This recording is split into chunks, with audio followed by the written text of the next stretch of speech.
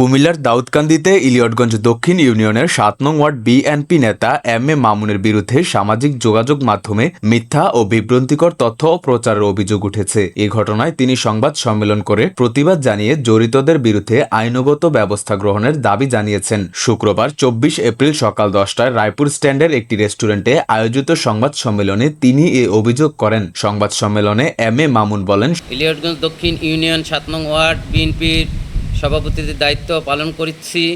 গত কয়েকদিন আগে সামাজিক যোগাযোগ মাধ্যমে আমাকে নিয়ে মিথ্যা অপপ্রচার ছড়িয়ে আমার মানহানি চেষ্টা করে।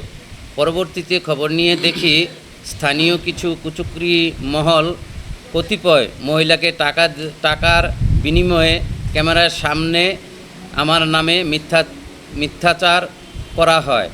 আমি সুষ্ঠু তদন্তের মাধ্যমে এই কুচক্রী মহলের ষড়যন্ত্রকারীদের বিচার দাবি করছি।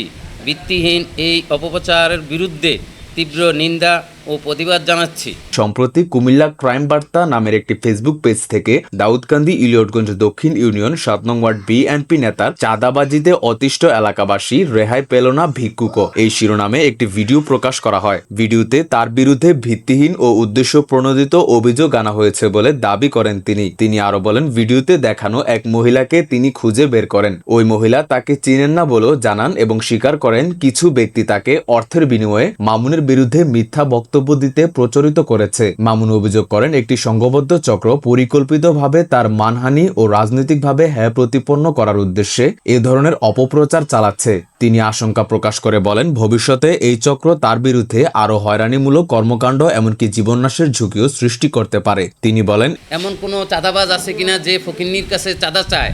তাই আমি মনে করি উনি মিথ্যা তথ্য এই প্রচার করতেছে, মানুষকে মিথ্যা হয়রানি করতেছে।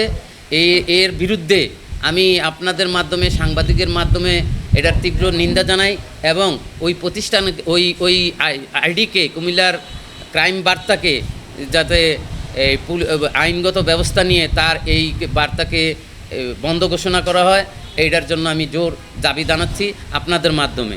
আরেকটা বিষয় হচ্ছে প্রজেক্ট কারা দখল করেছে, কারা প্রজেক্টে করে নিয়েছে, এগুলা এদেশের মানুষ জানে, সবাই জানে। এটা আমাকে বলতে হবে না, আপনারা তদন্ত নিলে জানতে পারবেন এই সমস্ত প্রজেক্টে কারা চাঁদাবাজি করে, কারা প্রজেক্টগুলো দখল করে রেখেছে, কারা এইগুলা বিগত দিনে খেয়েছে। এই সর্বপ্রথম এই শৈবাল তারা লুট করেছে, সুগন্ধা লুট করেছে, আপনার মারাবাড়ি মজিব চেয়ারম্যানের প্রজেক্ট তারা লুট করেছে। হ্যাঁ, ডক্টর মোশাররফ সাহেবের যেই প্রজেক্টের টাকা পয়সার শেয়ারগুলি ছিল এটি তারা বাগবটরা করে খেয়েছে। আজ পর্যন্ত এর জন্য সোচ্চার হয়ে কেউ কোথাও বলে নাই, কেউ করতেছে না। সেই জন্য আমি মাঝে মধ্যে এইগুলা বললে তারা আমার প্রতি ওই রাজনীতির প্রতিহিংসার সেই আজও তারা আমার প্রতি এগুলা করতেছে।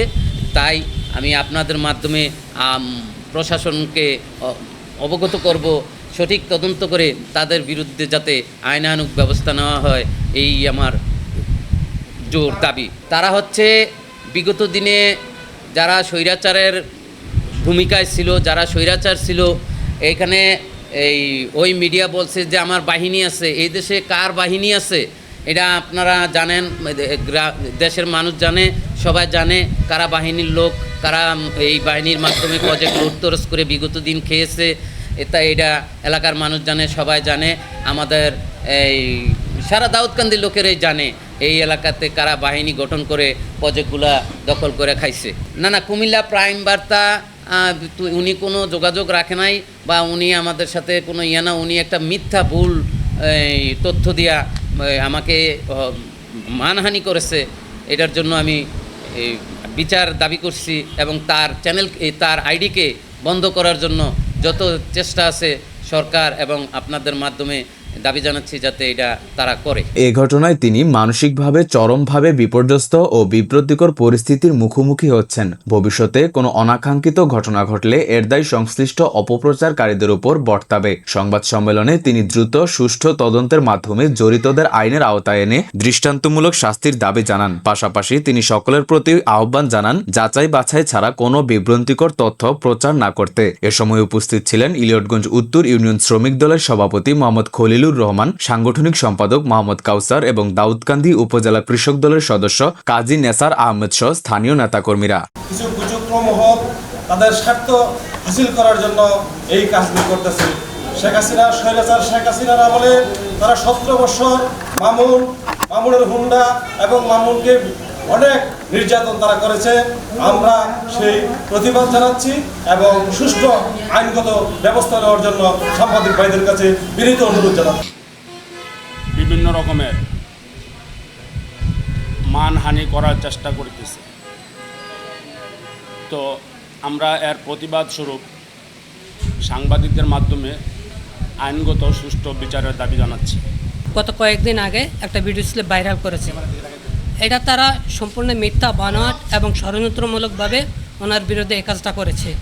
কিন্তু ওনাকে 17 বছর এই তারাই অনেক নির্যাতন, অনেক অত্যাচার এবং অনেক হয়রানিমূলক মামলা দিয়ে ওনাকে তারা অনেক ক্ষতিগ্রস্ত করেছে। এখনও তারা তার বিরুদ্ধে ষড়যন্ত্রে লেগে আছে। কিন্তু এই যেই ষড়যন্ত্রটা তারা ওই দিন করে ভিডিও ক্লিপ করেছে, এটা সম্পূর্ণ মিথ্যা এবং বানোয়াট। তো আমি প্রশাসনের কাছে দৃষ্টি আকর্ষণ করব এবং অনুরোধ করব যে এটা সুষ্ঠু একটা তদন্তের ভিতরে যারা এই কাজটা করেছে তাদের জন্য দৃষ্টান্তমূলক একটা শাস্তি ব্যবস্থা করা হয়। সূচনা community.tv, বিনোদনের পাশাপাশি খবর।